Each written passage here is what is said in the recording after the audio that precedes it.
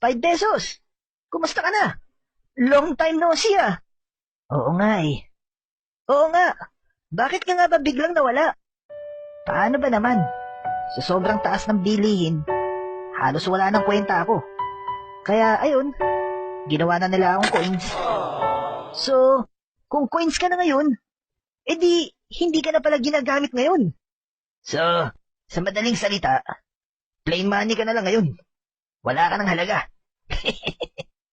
Ang sakit mo naman magsalita, Mr. 500. Oo na, 500 ka na, ₱5 lang ako. Hay nako, hayaan nyo nga yan. Ganyan talaga si kumparing 500. Laging bitter. Pati tuloy ako natatakot. Baka ako na isunod nila gawing coins.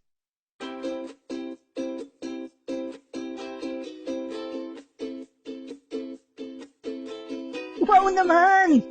Buti naman di nila ako ginawang coins. At, teka, lalo pa yata akong bumata. Swerte ko talaga. Bata ba ika mo? Tignan mo naman ako. Parang teenager lang eh. OMG! Lolo 50? Ikaw na ba yan? Siyempre naman. Hindi na uso matanda sa panahon ngayon. Buti pa kayo. Bumata. Ako, parang walang pinagbago. Teka. Side view ka nga. Parang may nagbago naman ah. Yung buhok mo naging kulot. Uso pa ba kulot ngayon? Mga sir, kumusta po kayo? Uy, may bagong pera pala ngayon. 200 ka pala ah. Teka. Masyadong unfair naman. Ang tagal ko na dito. Hindi man lang ako pinopromote. Tapos ikaw baguhan? 200 ka agad? Wow naman pre!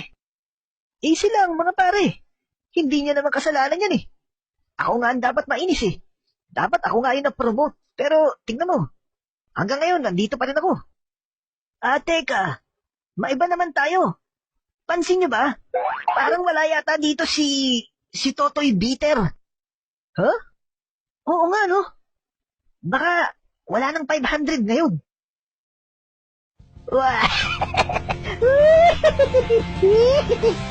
Oh my gulay! Si Totoy Bitter! At may kasama pang chicks! Hello? Excuse me? Are you talking to me?